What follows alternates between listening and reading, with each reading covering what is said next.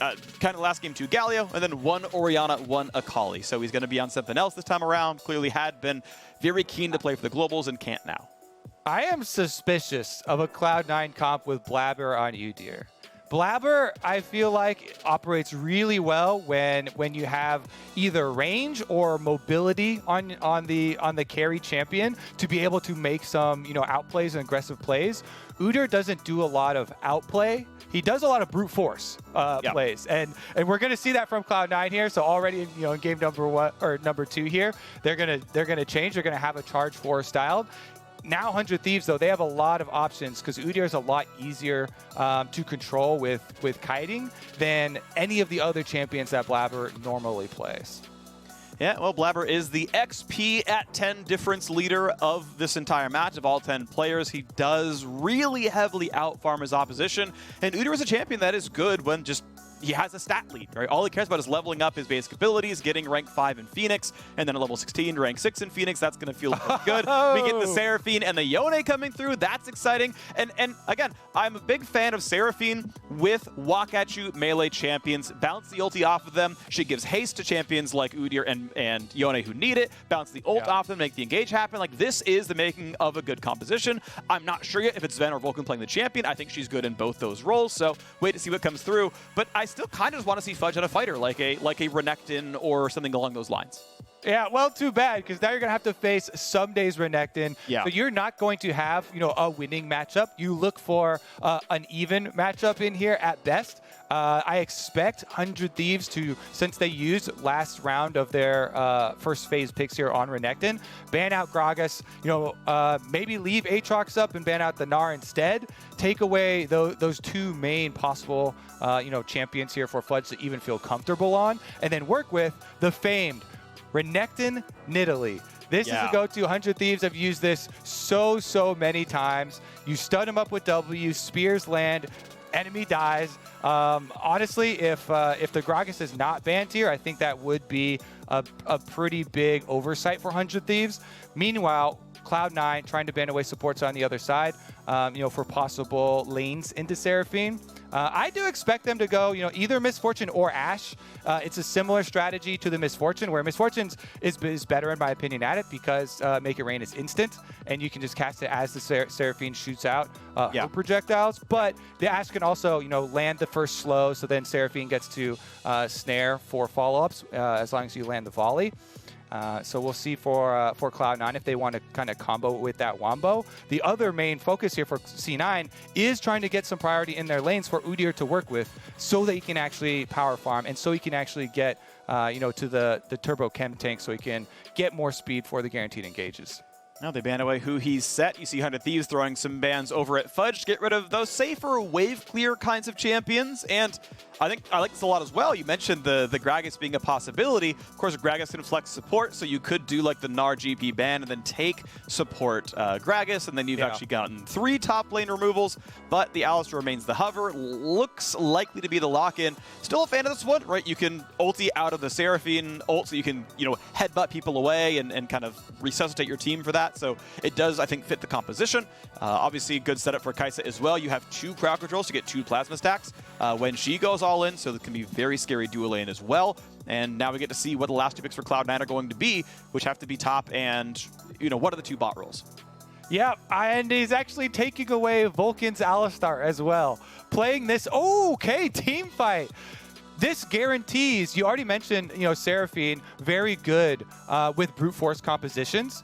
Taric is also very good if you have something that can guarantee the engage. I think they need something now to guarantee, like a Hextech ultimatum, something to lock your opponents down, to force them to fight within a Taric ultimate. Because Udyr with the Turbo Chem Tank can run very quickly, but there is disengage. Okay, it's a solo lane then. Udyr? Solo lane Udyr, it's looking like, yes, you can solo lane Graves, but I would put more money on the Udyr for top side. He definitely can trade decently versus Renekton. We have not seen this matchup in a very long time, but Udyr can go Phoenix for wave control while he's trading with a Renekton. The difference, and since we haven't seen it in a long time, is can he actually take the stand, toe-to-toe trades with Renekton. Try and use your turtle stance, healing back up off the waves. Remember, Renekton can break shields with a fully charged W, looking for a stun there, so be careful with your turtle stance. I'm waiting for it to be top Graves, though. We got 5 seconds in the countdown. If they don't swap, it's top Graves. All right. Top Graves. And he's going to keep it locked in here for Fudge. So the range advantage. All right, I guess we don't have to worry about the stat check then for Udyr, Renekton top. You can try and pull that one out, but Graves obviously going to try and use the range advantage here. Nice little twist from Cloud at the end. And Phreak, our question where we were thinking about, all right, are they going to put some confidence into Fudge? Are they going to, not back down on game 2 already of a best of 5 in their pick and ban phase? They don't. They do it with a twist. They give him the range advantage here versus Renekton. Let's see it now, Fudge, because there is definitely a lot riding on this. Your top priority is very important. If you're facing Renekton Nidalee, to try and break that definitely takes a lot. I just wonder if it's even really killable. Like, is Udyr CC enough to kill Renekton when, like, minions block virtually all of Graves' damage? Like, I'm not sure you get anything out of even going topside unless you're counter-ganking. And yeah, that can happen and that can work. But, to me, when you talk about things like Renekton Nidalee and how you play topside, it's like, yeah, because Renekton sets it up, and then you secure the kill because you have a bunch of bursts and they're locked down.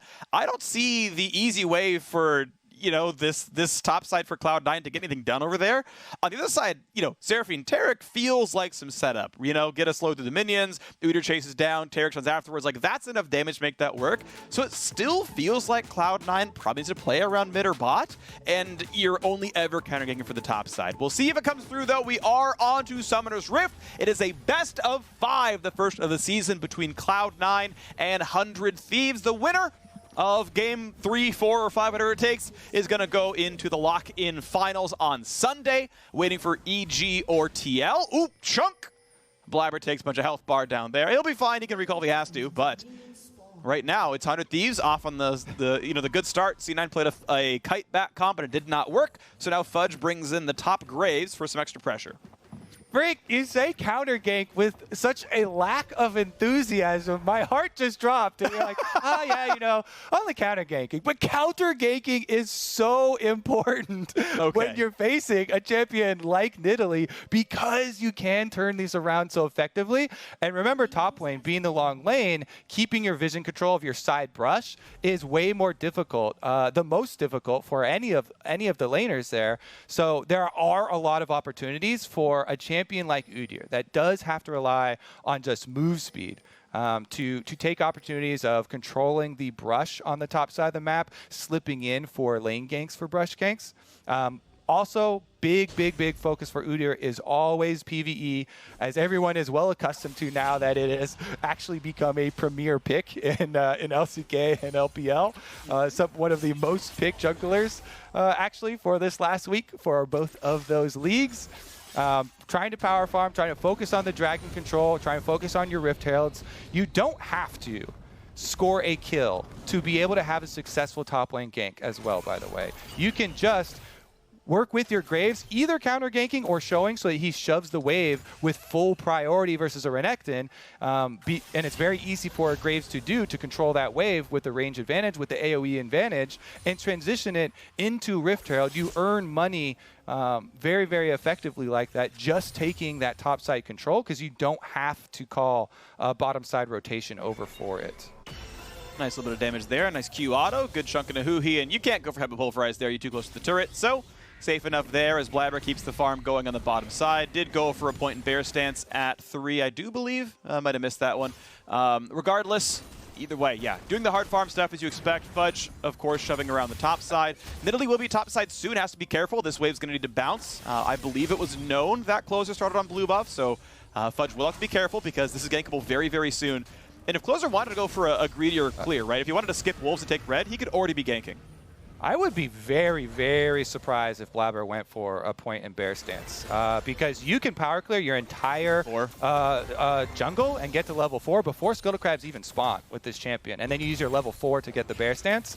Rank 2 Phoenix really, really, really improves your clear. Harry hits, level 4, Scuttle Crab is not even spawned, so he's going for the bot gank first. He's a bear, he's running fast, he's gonna get headbutted backwards, but a chain stun comes through to Alistar, and Phase Rush Alley is not tanky. The easiest gank of your life, and I'm curious how 100 Thieves never even warded it.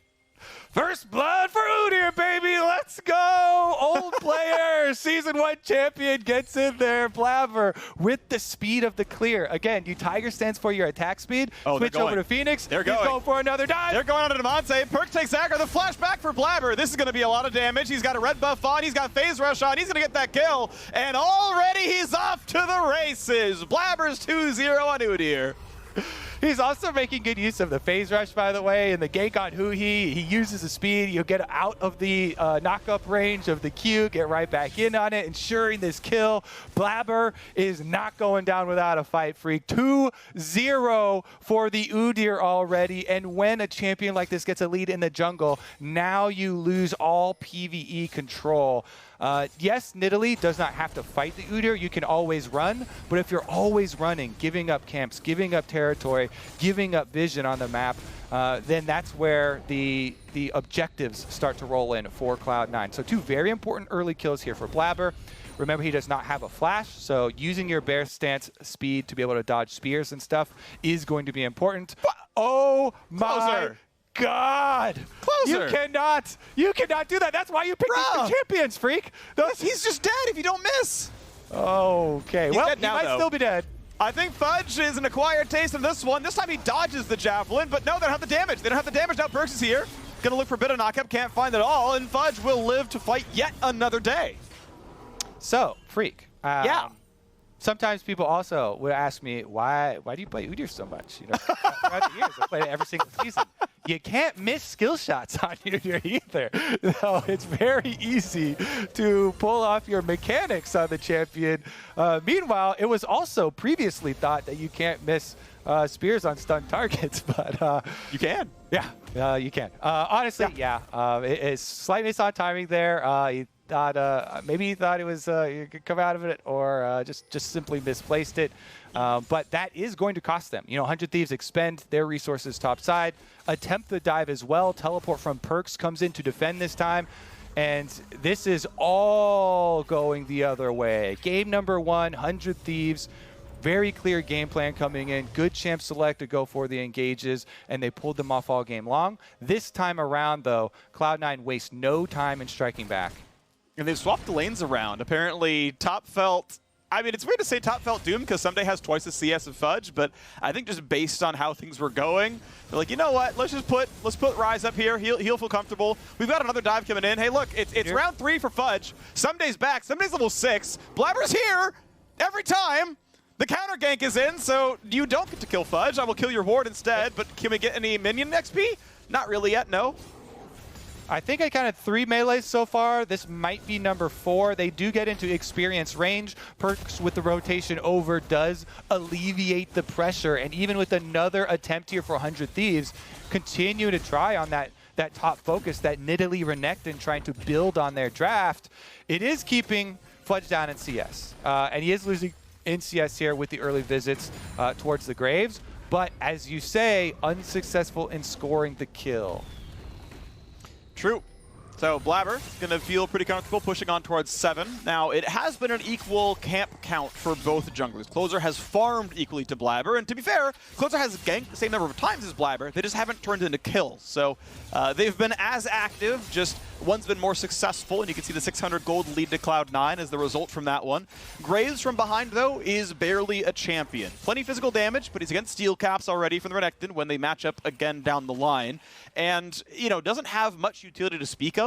You can temporarily blind the Ryze, that's not too bad, but not that useful. The flash stun comes in, this javelin going to land. This time they will have the combo, and they will knock down Fudge, who is still, I believe, only level 5, still didn't have the ult to get away.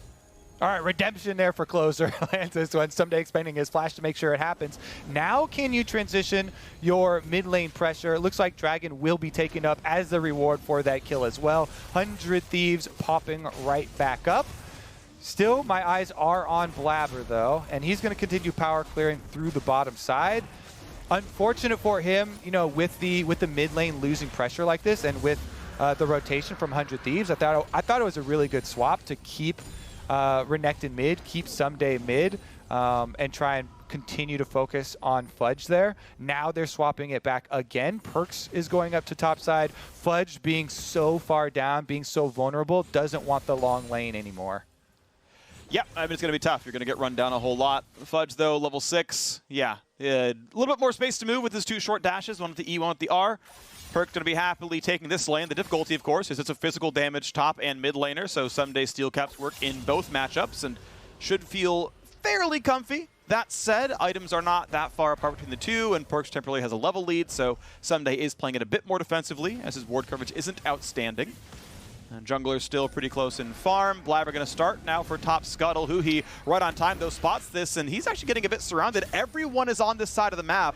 Really for both teams. Fudge can be there in a minute. Blaber's still feeling comfortable. Here comes the re-engage. The flash combo comes in. A flash away from Blaber keeps him alive. A big stun comes through. Re-engage comes across. A big charm. Doesn't mean any kills, though. FBI going to walk back pretty safely. Several ults burn, 2 on the sides of Cloud9. Now the re-engage comes in. Perkz wants in. Can't get much more. Javelin. Ryze brings the squad. Perkz is a flash, but they might find it anyway. Flash in for the root. Do they have the execute? It's going to be close, and it's going to be closer. Getting the kill. Nice pickup right there. Rift Herald still alive. A 1-4-1 as Huhi dropped as well. 4v4 on the map. Cloud9 not going to get back in. They are missing every single ultimate they have, as Taric isn't even level 6 just yet. 100 Thieves still have some days, and they have a lot of time to push down top side. But first, they're going to answer Rift Herald. Still a close battle here. Ryze has recalled. Damonte cannot TP back in. But Alistar is back on the map. They're going to find a route, but it's not going to be an easy target. Ssumday's taking his member on the team. Once again, going for this one. Closer can go for the smite. Going to be picked up there by Blaber. That's nicely done. Team fight may continue. Alistar and Yone on the way back in. Ryze going to be slow to this one. FBI could be stunned. Ssumday finds one. They get a route on a closer. He's going to have to flash away. But now Huhi is here. They've baited into the squad. They get the double knockup. They're going to find Blaber. He gets the shield, gets to run away. Fudge a bit low, gets the shield though, stays alive, and Blaber will finally be shut down. 3-3 on kills. Long form, a 2 for 100 Thieves, but Herald was picked up by Cloud9. Yeah, that's an eventual overchase here from Cloud9. They're not able to burst anyone down, lacking the extra damage there from Perkz, and so they do run straight head first into Huhi, but they did also get the Rift Herald reward, and there's plenty of time to use it on turret plates, so they do come out with some more cash in hand. I have to say, after the reset, though, this is going to be very interesting how Fudge tries to scrape his way through the rest of the game. Now even more so, only 58 CS for his name. It's going to be quite a long time before he's a threat. And it's also going to be a fairly low magic damage composition. We may still see Lichbane come through for Blaber second to add some magic profile, but it looks like we're having another Bandle Glass Mirror for Zven, right? He's going for the Healy build on Seraphine, no Leandries, so you know, this team comp is fairly physical heavy. Like, yes, Blaber does magic, yes, Zven does magic, but the quantities are fairly low. This is probably like a 2-to-1 physical skew. I'm going to guess at the end of the game here for Cloud9, it means 100 Thieves can itemize towards armor. It makes Zhonya's on closer better. It means Zhonya's on Damonte's better. He could have even gone armor routes if he really wanted to, and it probably would have been okay. We've already seen Ssumday make that choice, and it will lower Cloud9's overall damage profile. Definitely going to be something to consider. Still have to worry, too. Can they defend that top side turret? We'll take a look at the minimap after we get back to live. This was the setup, and they actually hold on for a very long time I thought the Seraphine follow-up was going to be on FBI, but Zven actually used it on Huhi there, so they didn't get the initiation immediately. Perkz going in deep does make him vulnerable, but if you look at the bottom of the screen, that allowed Cloud9 to pick up the kill onto Huhi, and also made Damonte take a lot of damage in diving that tower to finish off the kill onto Perkz since he flashed so deep into it, which led to that extended fight over the Rift Herald. I believe we're going to see just the reset into part 2 there. But the Rift Herald is still in hand for Blaber right now, and they've got a minute and a half to make use of it. Trying to make a power play first. Oh no, that flash is not going to help. Huhi gets the easy headbutt, gets to wait, gets to pull for us when he needs to. They're going to knock this one down, probably. FBI took aggro, but he's going to live. He auto too early, closes that one hit. Can Perkz find it? Perkz does not have an ultimate. He does not have any other ways in. He lands the Q knockup. Will not get hit with the javelin on the way out either, but still tries for damage to Huhi. Headbutt means it's not going to be anything anymore, but still a great dive. 100 Thieves grab another kill. 4-3 on the scoreboard. 1,500 gold lead. And now Seraphine's even more vulnerable. No flash left on him. Dragon's about to spawn, though. Can they take advantage? Because the death timers are so short, he's going to be respawn. And Ssumday teleports in for the flank. Headbutt, pulverized. Taric going to buy a lot of time, but the health bar still at 500. They disengage, they wait in the cooldowns. Perkz so low, and he will always drop. And now Vulcan's going to be targeted as well. Has to flash to the wall to stay alive. Herald summoned in the mid lane as there's only 30 seconds till plates will drop, so you can't wait for much more. They're going to shove in mid lane. They'll get 300 gold for the work of the Herald, but the other kills have been worth so much more for 100 Thieves. Yeah, and they're also going to get some gold on top side since they're committing Fudge. He has no teleport, so he's mining turret plates while this dragon goes down. Regardless of the gold going back to Cloud9 right now, in response, 100 Thieves come up with the big power play, intelligent use of their teleports offensively to pick up these kills and be able to transition into the objectives afterwards. Because even though Fudge does get a bit of money back on top side, the Graves still very inadequate in this game, and Damonte was able to get off turret plate on bottom side anyway with the Ryze. Look again at the game state. It still is 1,500 the gold difference. Plates have dropped, so these turrets are now made of paper mache. And you can see Ssumday chunking away. 150 bonus gold for knocking down the first turret of the game, and it looks to be 100 Thieves grabbing that one. Last game, he was clapping top lane. He won AP Gragas into Lulu, and it wasn't pretty. Even after a botched dive. Got a solo kill into the turret. Looked great. Here into game 2, they grab him Renekton. Fudge counterpicks with Graves. Closer botches the gank with a javelin. It still doesn't go to over 100 Thieves, and yet again he is absurdly ahead of his lane opponent. 130 CS, first turret. Ssumday's gigantic again.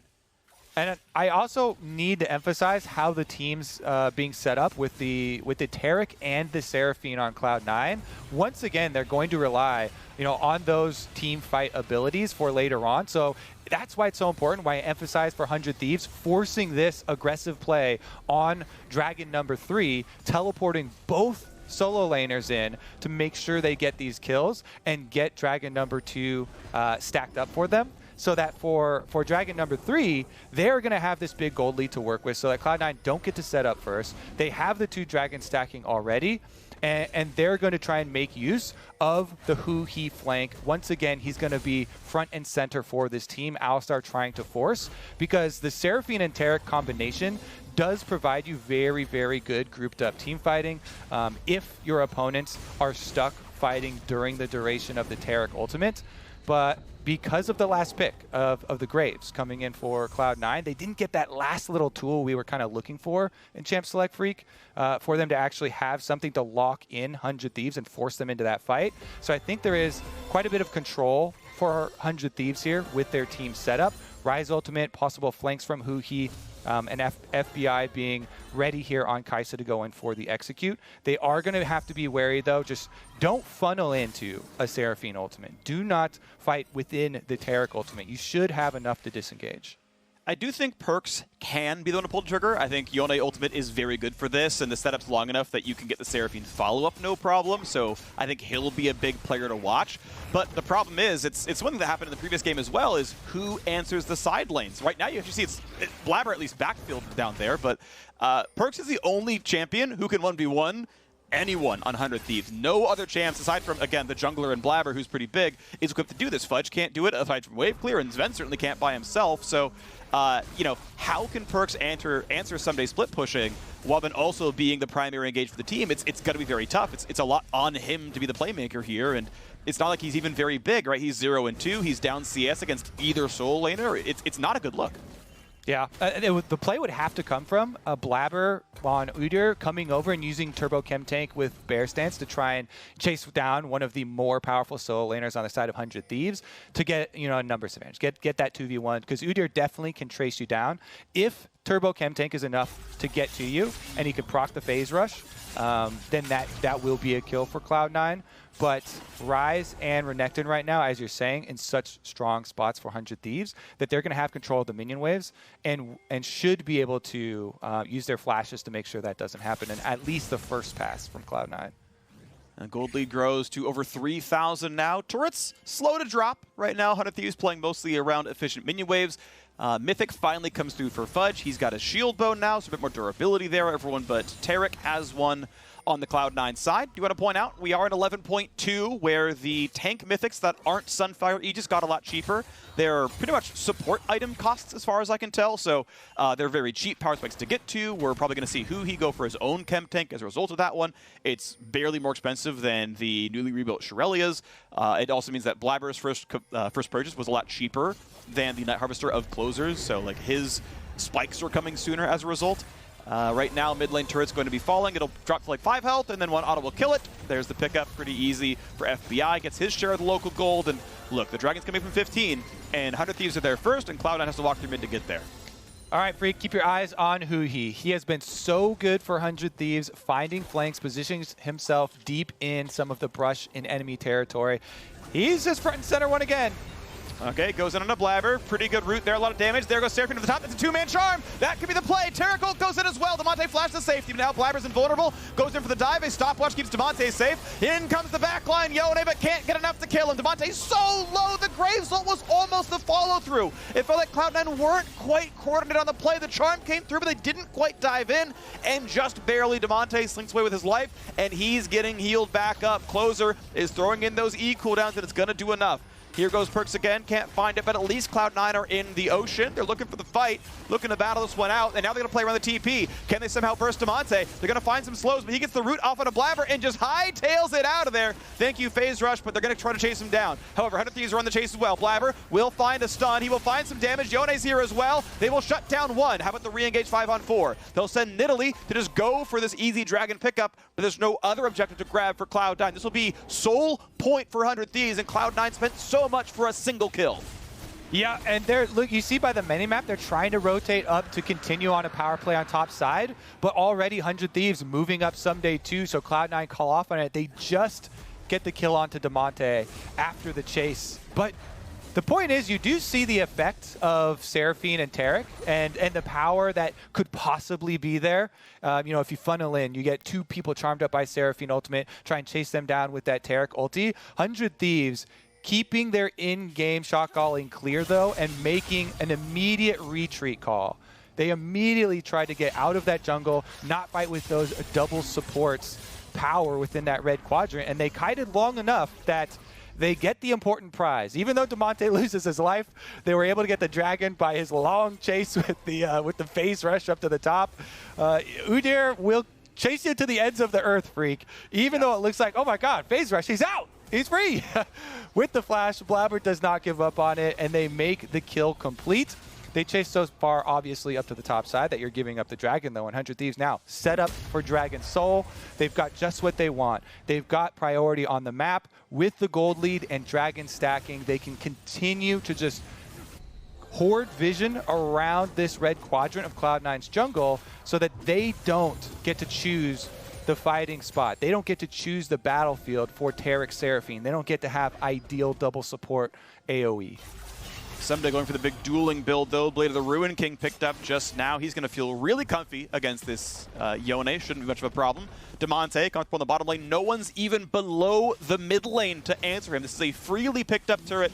He will get the wave. He will shove this one in. No one is willing to answer him. Again, only one champion is able to 1v1, and that guy's up top side. He's named Perkz. He's playing Yone, and even then, he's not as good against Ssumday. Here comes the attempt. This is a very nicely placed ward. It's going to spot them walk into the pit, but Cloud9 are going to try to set up this Baron play. It's going to be tough. They'll do what they can. 100 Thieves are coming over, though. Damonte cannot TP in. He's got to walk. The same for Ssumday, but he's close by. Still whittling it down. The shields are pretty big, but be careful. That Javelin puts Perkz at half HP. Shields and heals put him back up, and when does the re-engage happen? They're sitting around looking for the play. They can't find it just yet, but hoping they can make 100 Thieves funnel in for the big ulti combo. Summoners are up pretty much across the board. Ultimate's the same. 5,000 health left on Baron. You can see they're not taking that much damage. Blaber is pretty safe. Javelin lands 4,000 onto Baron, and here comes the play. They're going to find a stun on a Huhi. He's going to burn the ulti. Here comes the hard engage as they've all turned invulnerable, but Huhi burns a flash for the Taric ult. That's a great trade because one means a lot more than the other. Sure, the cooldowns are different, but it's an easy disengage, and Cloud9 get nothing. Well, you see the idea here for Cloud9. Ooh, Perkz goes deep with it. Seraphine Wen, here comes the play. They're going to get the pick off. That was nicely done. That's the setup they're looking for. Yone goes first, and everyone else follows through. Vulcan easily gets the stun. Seraphine gets the follow-up. There's the picks they're looking for. Yep, they're able to punish Damonte. He still does not have flash from the previous chase down that they did. Again, it results in only the first kill, but the idea is sound for Cloud9, Phreak. Grouping up on Baron is their only way to force 100 Thieves to come to them. If not, they slowly bleed out to Ryze and Renekton split push. You continue to lose gold, you continue to lose ground to 100 Thieves, and guess what? When the timer for Dragon comes up, your priority really evaporates because 100 Thieves have this very high priority, high value target for them that does not give you a lot of rewards, even if you're able to gain control of the area. So C9 doing the right thing, trying to group up on the Baron, force 100 Thieves to come to them and fight, charge into the Taric Seraphine. In this time, as you said, they use everything to escape during the Taric ultimate. Flash used by Huhi, they kite to 3 different areas, and once again, they do evade the Cloud9 team fight in that invulnerability. And it's only by the persistence of Perkz, ulting forward with Yone just for positioning for Taric ultimate. Even with the tip of the Yone ultimate not hitting, the Taric stun is enough to allow them that kill and buy some breathing room. Maybe this tower going down will allow them a little bit of room to work with for their wards, but they're going to run into this problem once the Dragon does spawn. 37 seconds on the clock and counting. Okay, you can see Ssumday holding the front. Blaber gonna, whoop, okay, Zven took a skill shot. Just, amping FPI's damage numbers a little bit. Perkz wants to go back in. Again, the ult combo could be there. Is he gonna look for it? Does have the ulti. They don't pull the trigger. They are missing one ultimate. They're missing Taric's, and that's enough to not go for the play. Maybe position could have been scary as well. Damonte still holding onto Summoner TP. They did not bait that one out of him, but this fight has to happen. Ocean Soul in 10 seconds, 100 Thieves can just fork this now. They can just run at Baron. It's an objective that Cloud9 can't give up on either side. And you can see, yep, there's the Ryze ult. There's the play for Baron. They're going to try to burn this one down in full vision. They don't care. And you can see Cloud9 are not going to answer. They said, you know what? You got us. You made the play. We get to take an Ocean Drake, get to deny the soul for a little bit longer. However, 100 Thieves get a very clean Baron pickup. Exactly. It's the value afforded to you by having Ocean Soul on the table. It means so much for your team and so little for Cloud9 that you can throw this one away. You can get Baron in exchange, for just the 5-minute denial timer here as Cloud9 commit to it. And now with the Baron, your 1-3-1 is further empowered. You only have to avoid these pickoffs. So first step here for 100 Thieves, start tracking Blaber, get your vision a little bit safer, a little bit deeper first. Ssumday actually walks right into him with the team fairly far away, and with a very big confidence play, goes for the trade, allowing the rest of 100 Thieves with their Barons to move up and keep the pressure. He stole it with the spear. Are you kidding me, Phreak? And Blaber tried to tank it. You saw, Blaber walked up into the right to try to get in front of the Javelin, but it went around him anyway. Ooh, big damage. Flash in case of a Seraphine combo. I think that makes actually sense to go for, but either way, you can still see Cloud9 are bleeding out. Red Bull Baron, of course, 400 Thieves looking to close out game 2 as well. The gold difference still stays about 3.8 thousand. Not insurmountable, but it's still very 100 Thieves favored as Blaber cannot wave clear well. He will take some decent damage, but minions will block most skill shots. Get some support now as well. The turret still falls. 4-1 in turrets. Hard engage for Huhi. Gets right back out there with Phase Rush. No ulti burn for him. Just a bit of damage, but it's not going to mean much. Obviously, plenty of healing and shielding on the Cloud9 side. Yeah, plenty of healing and shielding. Not great damage, though. Again, Fudge still kind of struggling. You mentioned the shield bow early on. He hasn't even gotten to the second item completed yet. So far behind as they've lost control of the map. And 100 Thieves feel like they just have full priority here. Huhi is constantly looking for these angles. They just push up the minion waves with the Baron, waiting for Ssumday to get another outer turret worth of gold here. Damonte going to teleport them right back over, so they guarantee it. And that's going to be a pretty easy turret take. Nice little knock up there. Stun comes through for Taric as well. Perkz says, I'll wait a little bit longer, and then burn the snap back, but they found a stun to Damonte. That's some decent damage. He's going to flash away. Huhi buys some time. Here comes Seraphine over the top. It's a double charm. Closer going to come right back in. Zonia's for Huhi buys some time. He's got flash, but he doesn't have a good way out, and he will be knocked down. 1-0. Cloud9 team fight power is strong. Yone and Taric ult are still up for the big plays. Despite the gold deficit, you can still see the power of the 5-on-5 for Cloud9. Exactly. That's why we keep talking about the double supports. And you look at how Vulcan is holding his Taric ultimate. He doesn't immediately use it And 100 Thieves already trying to disengage because they know the possibility of it coming means they could not commit to that. So when Huhi goes in trying to sacrifice for Damonte there, but Damonte also flashes out on the Ryze, it is a sacrifice without drawing that cooldown and allows Cloud9 to retain and try and fight 100 Thieves off of their own territory, get that control of their side of the map. Now it is the 3 support item power spike for Seraphine for Zven. It does come a little bit later, but you've got huge buffs for your team with both Staff of Flowing Water as well as the Ardent Sensor, and everybody gets to benefit from that. Udyr loves attack speed as well as AP, so it's kind of an all-around champ. You can scale with any of those things. So it definitely helps out for all of the carries. We'll see if it can actually push them over the edge. Level 16 now on Perkz, going to be the big main carry. Yes, Fudge definitely lagging far behind, but at least he got his second item here. The Bloodthirster is in for the extra shield. Yeah, and the durability, as long as it's enough, you can sit there and you can get some damage in. And for the most part, unless you're going to buy lethality, raw AD is the only offensive stat Graves cares about anyway. So, BT and something like, not that you'd buy Infinity at second, but they're not going to be that far apart regardless. Yep, Perkz going to go for the play. Can they get the knock on the Damonte? Sidesteps it, nicely done, gets away in time. Good sidesteps, good jukes, out he goes. And it's really critical, the timing too. You see Cloud9 are going for that 40 seconds on the clock because they know if they commit hard to this, get that pick before the dragon, they could put it off again. But he's going to be shielded a bunch, right? They cannot easily go for this dive. They can't commit that much to the damage output. Even if FBI could free hit, he wouldn't knock him down in time. There's even a locket done for the Taric right now. Chem Tank finally done for Huhi there as well. So an extra engage. Dual Perkz wants to go in again. This time, again, no ultimate. Does not have an easy way in. And with the snapback, can't do much more anyway. They wouldn't have the follow-through damage. Perkz is the primary damage on the team. Now Blaber once again walks in. Fudge nearby. They know again, Ocean Solo is a possibility. We're 4 seconds away from that one spawning. Blaber walks in, goes for a stun, and now here comes the engage. Huhi knocks up 3. Taric burns the ulti though. Wins the re-engage and beautifully kited out. The dive comes in and just burns the Taric ult, and now the re-engage can come in. They dive once again, and Fudge just instantly melts, and it's going to be Blaber running away. It's a second kill, looking for a third. Blaber's running for his life. FBI with the auto, gets the triple. 100 Thieves win another team fight. Huhi baited out all the cooldowns, and the follow-up was easy. Huhi is so good, man. You see the coordination with the team. They're not done yet.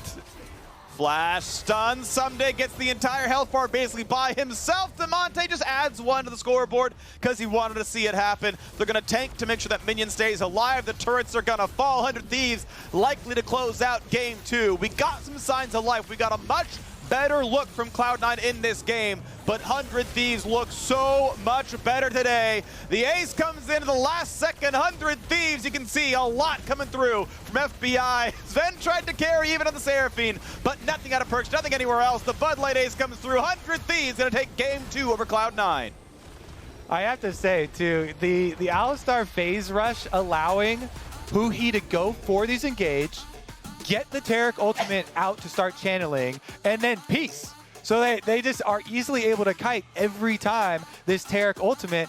And the last piece we were looking for, Phreak, in the draft of something to lock their opponents in, to force them to fighting within this Taric ultimate was not there. Plus, they got a weak Graves for it. So that as the last pick, when we were really putting so much emphasis on that last pick and the possibilities of, okay, what's going to bring this together, this team fight, that was certainly not it. And this has huge ramifications moving forward for the pick and ban phase.